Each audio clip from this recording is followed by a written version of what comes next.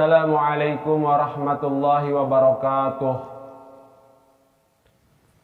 Alhamdulillahilladzi ja'alanal muslimin wa min ummati sayyidil anbiya'i wal mursalin. Ashhadu an la ilaha illallah wahdahu la syarikalah al-qawiyyul matin. Wa ashhadu anna sayyidana Muhammadan abduhu wa rasuluhul amin. Allahumma salli wa sallim wa barik ala sayyidina wa maulana Muhammadin habibi rabbil alamin wa ala alihi wa sahbihi wa dzurriyyatihi thayyibin tahirin wa atba'ihi ila yaumiddin. Amma ba'du.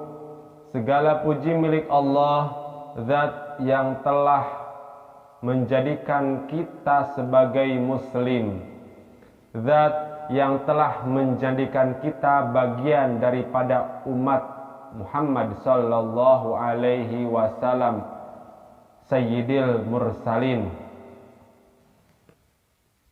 zat yang menguasai alam semesta. Shalawat beserta salam semoga tetap tercurah limpahkan keharibaan baginda Rasul Muhammad sallallahu alaihi wasallam kepada para keluarganya, para sahabatnya, para zuriyahnya, serta kita selaku umatnya. Hadirin para pecinta Nabi sallallahu alaihi wasallam.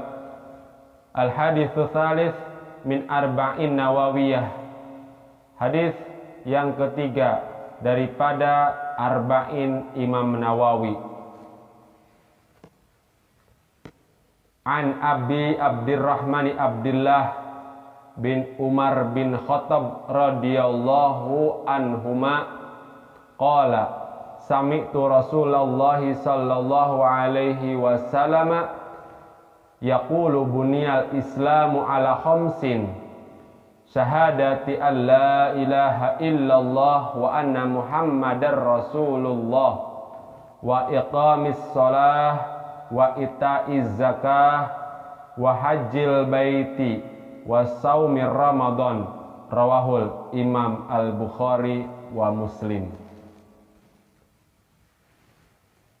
Dari Abi Abdurrahman Abdullah bin Umar bin Khattab radhiyallahu anhuma, ia berkata, saya mendengar Rasulullah sallallahu alaihi wasallam bersabda, Islam ditegakkan atas 5 rukun. Yang pertama, bersaksi bahwa tiada Tuhan selain Allah dan Muhammad adalah utusan Allah. Yang kedua, mendirikan sholat fardu 5 kali sehari semalam. Yang ketiga, menunaikan zakat. Yang keempat, menunaikan ibadah haji ke Baitullah Makkah Al-Mukarramah bagi yang berkuasa, bagi yang mampu. Dan yang terakhir, puasa Ramadan. Hadirin para pecinta Nabi sallallahu alaihi wasallam. Juga ada yang mengatakan bahwa menunaikan ibadah haji, rukun Islam yang kelima, itu tidak menjadi sebuah permasalahan. Yang penting 5 daripada rukun Islam itu semuanya ada dari semua yang telah disebutkan tadi.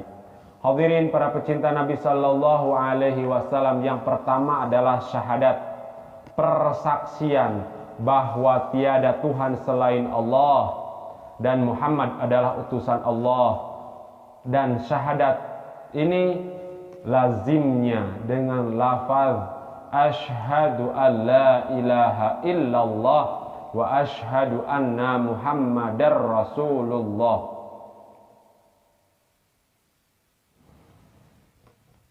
Hadirin para pecinta Nabi sallallahu alaihi wasallam, kita sebagai muslim sudah barang tentu dan jelas bahwa kita selalu mengucapkan syahadat tersebut. Bagaimana tidak? Seorang yang melakukan sholat 5 waktu tidak akan sah sholatnya ketika dalam tasyahud akhir tidak berucap syahadat, dan ketika kita sholat pasti berucap syahadat. Kalimat asyhadu itu mengandung arti bersaksi. Orang yang bersaksi wajib hukumnya melihat dan mendengar. Syarat jadi saksi itu harus melihat, harus mendengar. Jika salah satunya tidak ada, maka tidak sah jadi saksinya. Begitupun dengan tauhid, bahwa kita ketika bersaksi bahwa tiada Tuhan selain Allah dan Nabi Muhammad adalah utusan Allah, maka itu harus dipersaksikan lewat penglihatan, harus dipersaksikan lewat pendengaran. Kalau bersaksi belum melihat, kalau bersaksi juga belum pernah mendengar, berarti bohong persaksiannya. Berarti untuk la ilaha illallah Muhammadur Rasulullah diperlukan dua dalil. Dalil akli dan dalil nakli. Dalil nakli dalam Al-Quran disebutkan Allahul ladzi la ilaha illa huwa. Allah, tidak ada Tuhan selain Dia. Berarti persaksian itu ada karena tidak ada Tuhan selain Dia. Juga dalam Al-Quran disebutkan Muhammadur Rasulullah, bahwa Muhammad adalah utusan Allah. Supaya persaksian itu sah, kita melihat, kita mendengar, maka dalil yang kedua adalah dalil akli. Kita disuruh oleh Allah Subhanahu wa Ta'ala mensaksikan alam semesta, dan alam semesta itu dikendalikan oleh satu zat yang kita sembah saat ini, yaitu Allah Subhanahu wa Ta'ala. Hadirin para pecinta Nabi Sallallahu Alaihi Wasallam, tidak mungkin dan tidak real adanya, dan akal kita pun tidak akan menerima bahwa alam semesta ini dikendalikan oleh beberapa zat. Pasti satu. Supaya relevan, kita contohkan dengan kendaraan.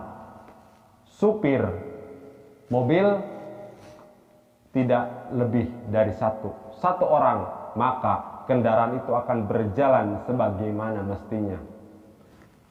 Pilot satu orang untuk satu pesawat, maka kereta pun hanya dengan satu masinis. Kapal pun di laut hanya satu nahkoda. Bagaimana jika supir ada 2-3 orang? Akan kacau, akan hancur pesawat, kereta api, kapal pesiar atau kapal yang ada di laut. Maka dengan akal kita akan menerima bahwa zat yang mengendalikan alam semesta adalah hanya satu. Dan kita yakini bahwa Allah lah zat yang mengendalikan alam semesta. Setelah kita memegang dalil akli dan dalil nakli, maka kita baru bersaksi bahwa Allah Tuhan kita dan Nabi Muhammad adalah utusan Allah. Setelah berucap 2 kalimat syahadat, berarti sudah muslimlah seseorang. Haramun damuhu wa maluhu wa irduhu illa bihaqqil Islam. Seorang yang sudah berucap 2 kalimat syahadat, tidak boleh kita ganggu hartanya, kita tidak boleh mengganggu darahnya, kita tidak boleh mengganggu pribadinya, kecuali sesuai dengan peraturan Islam. Kalimat syahadat inilah yang menyebabkan seseorang andai masuk neraka, dia tidak akan kekal di dalamnya. Hadirin para pecinta Nabi Sallallahu Alaihi Wasallam, rukun Islam yang berikutnya wa iqamis shalah, mendirikan salat. Bahwa Rasulullah Sallallahu Alaihi Wasallam bersabda, khamsun salawati katabahunna Allahu alal ibad man ja'a bihinna lam yudayyi' minhunna syai'a istighfafan bihaqqihinna kana lahu indallahi ahdun ayudhilahul jannah wa man lam ya'ti bihinna falaysa lahu indallahi ahdun insyaallah insya'a adzabahu wa insya'a adkhalahul jannah. Rawahul Imam Malik. Allah mewajibkan bagi hamba-hambanya sholat 5 waktu. Barang siapa yang datang dengan 5 waktu itu dan tidak menyia-nyiakan daripadanya sesuatu karena memperenteng dengan haknya, adalah dia punya perjanjian di sisi Allah bahwa Allah memasukkan dia ke dalam surga. Dan barang siapa yang mendatangkan dengan sholat 5 waktu, tidak ada perjanjian dengan Allah, bisa diazab, bisa diselamatkan. Hadirin para pecinta Nabi Sallallahu Alaihi Wasallam, bahwa sholat 5 waktu itu adalah penting. Perjanjian kita dengan Allah lewat sholat 5 waktu. Jika kita tidak sholat 5 waktu dalam sehari semalam, maka kita tidak ada perjanjian dengan Allah. Bisa saja kita diazab, bisa saja kita diselamatkan. Rasulullah SAW bersabda, awalu ma yuhasabu bihil abdu yaumal qiyamah as-sholah, fa in sholahat sholaha lahu sa'ir amalih, wa in fasadat fasada sa'ir amalih. Perkara yang pertama kali dihisab dari seorang hamba pada hari kiamat adalah sholat. Apabila sholatnya baik, maka seluruh amalnya pun menjadi baik. Apabila sholatnya buruk, maka seluruh amalnya pun buruk. Jika seseorang melakukan kebaikan di dunia ini, tapi si hamba tersebut, si orang tersebut tidak sholat, maka tidak ada tempat dia untuk menggantungkan amal ibadahnya. Sholat adalah perkara yang pertama dihisab, dan perkara yang menjadikan perkara lain baik atau buruk adalah sholatnya. Rasulullah Sallallahu Alaihi Wasallam bersabda, man laqiyallahu wa huwa mudayyi'un lis-shalah lam ya'ballahu bi syai'in min hasanatih. Barang siapa mati sementara dia ada tertinggal sholat di dalam dunia, Allah tidak akan memperdulikan sesuatu juga pun dari kebaikan-kebaikannya. Orang yang menjaga sholat, orang yang rajin melaksanakan sholat yang 5 waktu dalam sehari semalam dengan tata cara yang benar, khusyuk, Allah akan memelihara orang tersebut dari perzinahan, dari maksiat-maksiat yang besar lainnya. Hadirin para pecinta Nabi Sallallahu Alaihi Wasallam, yang ketiga rukun daripada rukun Islam, wa itaiz zakah, bayar zakat. Baginda Rasul Muhammad Sallallahu Alaihi Wasallam bersabda, man adza zakata malihi faqad dhahaba anhu sarruhu. Barang siapa yang menunaikan zakat hartanya, maka hilanglah daripadanya kejahatan harta itu.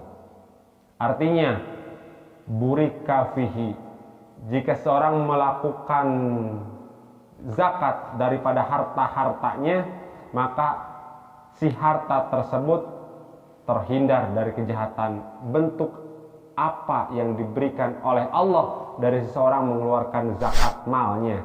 Burika fihi diberkahi pada hartanya itu. Hartanya menjadi berkah.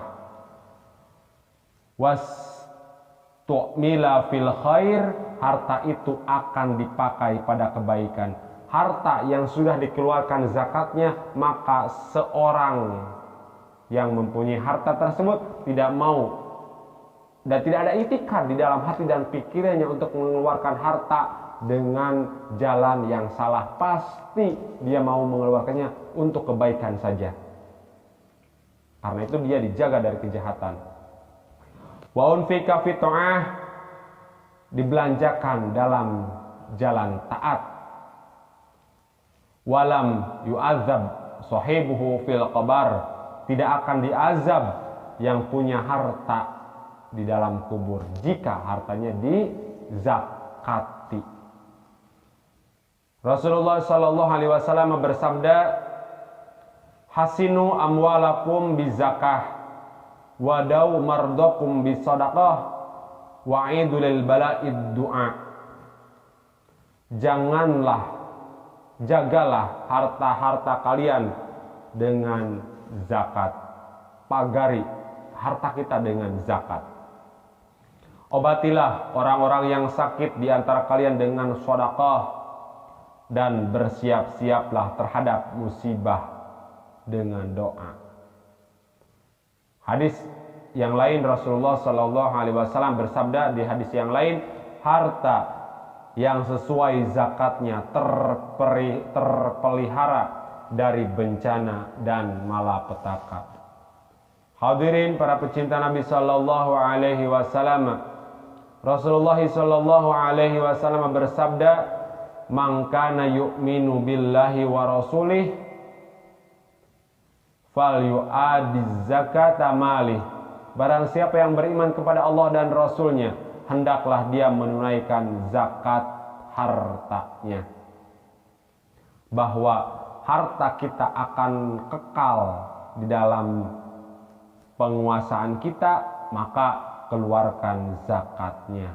Jika tidak, maka harta itu akan melahirkan kejahatan-kejahatan dan kita akan binasa dengan harta yang kita tidak keluarkan zakatnya.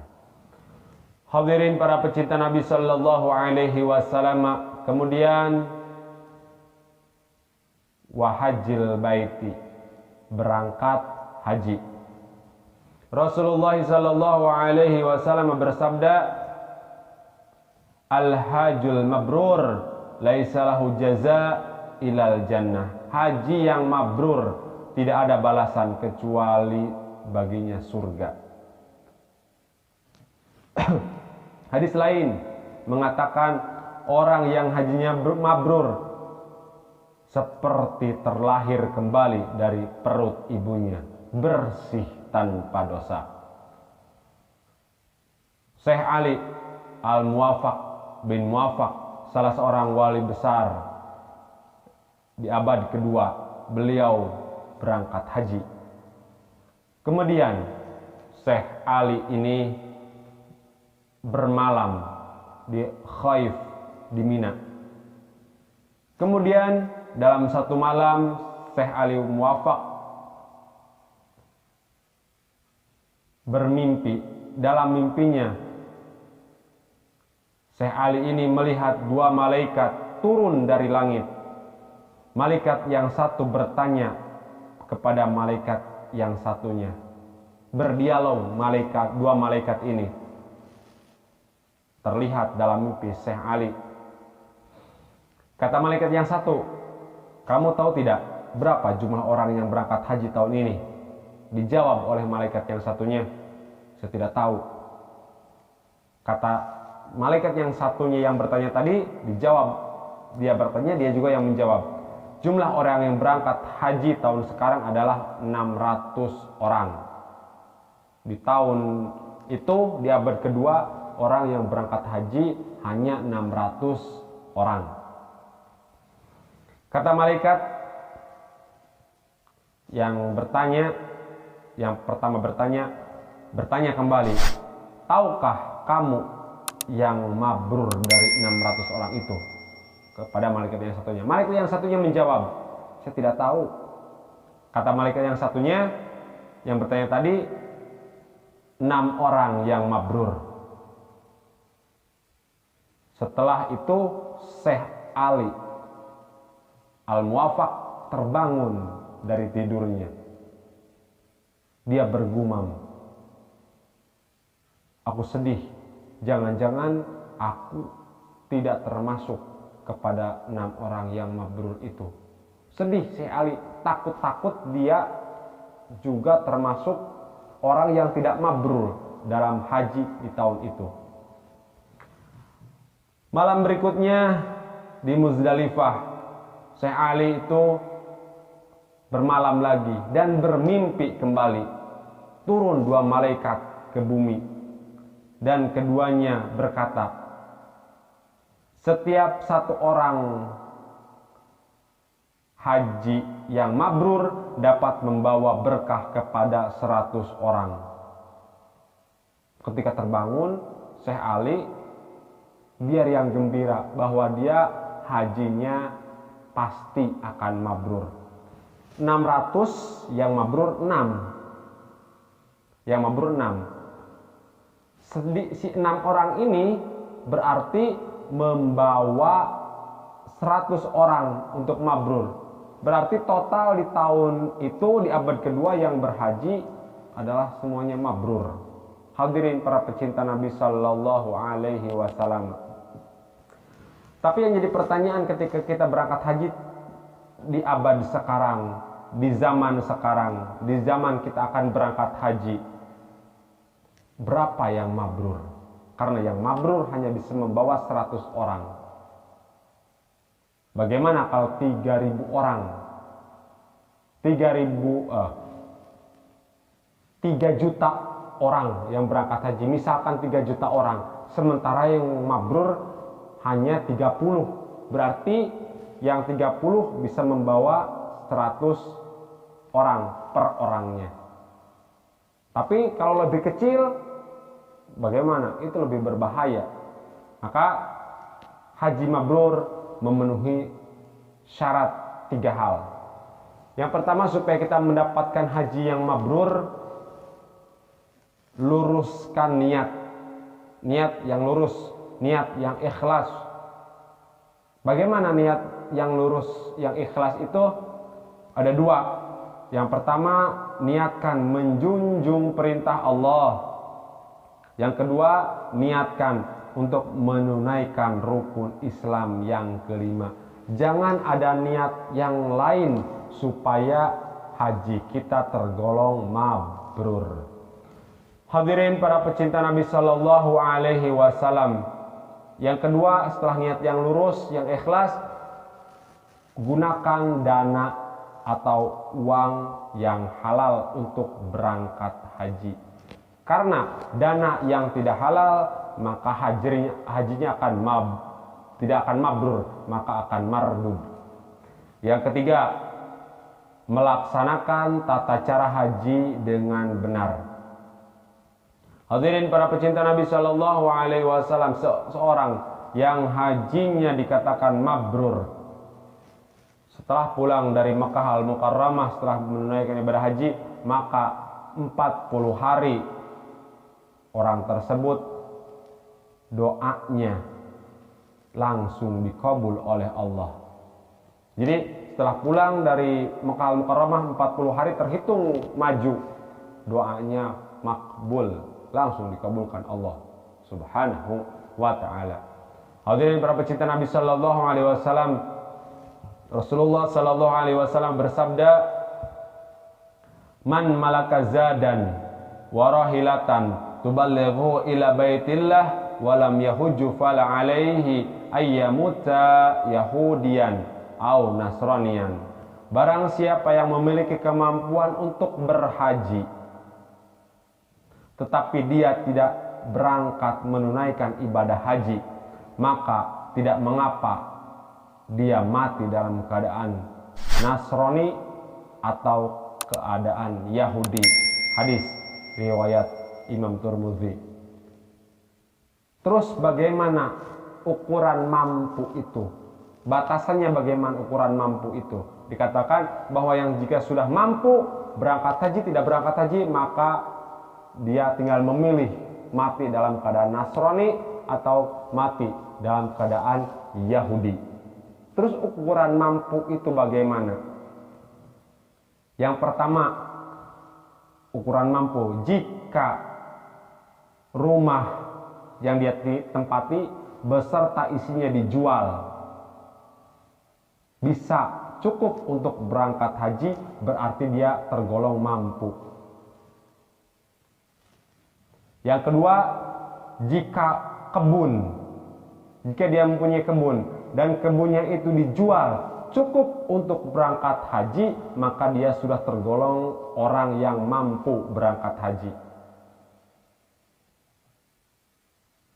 Tapi jika dia punya kios, punya warung, punya ruko, itu meskipun dijual cukup untuk berangkat haji, itu tidak memenuhi syarat, karena warung, kios itu untuk usaha. Tapi beda dengan tempat tinggal, dengan rumah atau kebun, itu tidak bergerak. Tapi kalau kios itu bergerak untuk usaha. Jika kita mempunyai kendaraan, mobilkah, motorkah, ketika dijual itu kendaraan bisa untuk berangkat haji, berarti kategorinya dia mampu. Hadirin para pecinta Nabi Shallallahu Alaihi Wasallam, dan yang terakhir, wasaumir Ramadan, berpuasa di bulan Ramadan. Nabi Muhammad Shallallahu Alaihi Wasallam bersabda, Ural islami wa qawaiduddin salasatun alaihina usisal islam man taraka minhuna wahidatan fahuwa biha kafirun halalud dam sahadatu an la ilaha illallah wa salatul maktubah wa shaum ramadan. Tali Islam, kaidah agama itu ada 3. Atas 3 inilah dibina Islam. Siapa yang meninggalkan salah satu berarti dia kafir. Yang pertama, 2 kalimat syahadat. Itu adalah tali Islam atau kaidah Islam. Yang pertama syahadat, yang kedua sholat fardu, dan yang ketiga puasa di bulan Ramadan. Hadirin para pecinta Nabi Shallallahu Alaihi Wasallam, bahwa hadis yang ketiga dari Arba'in Nawawiyah kita telah membahas tentang rukun Islam dan penjelasan-penjelasan di dalamnya. Mudah-mudahan kita termasuk orang yang bisa melaksanakan semua rukun yang disebutkan oleh baginda Rasul Muhammad sallallahu alaihi wasallam, bersaksi tiada Tuhan selain Allah, salat 5 waktu, menunaikan zakat, berpuasa di Ramadan, dan menunaikan ibadah haji. Mohon maaf al-fakir atas segala kekurangan dan kekhilafan. Terima kasih atas segala perhatian. Insya Allah kita lanjutkan di hadis yang keempat dari Arba'in Nawawiyah. Wallahul muwaffiq ila aqwamit thariq. Wassalamualaikum warahmatullahi wabarakatuh.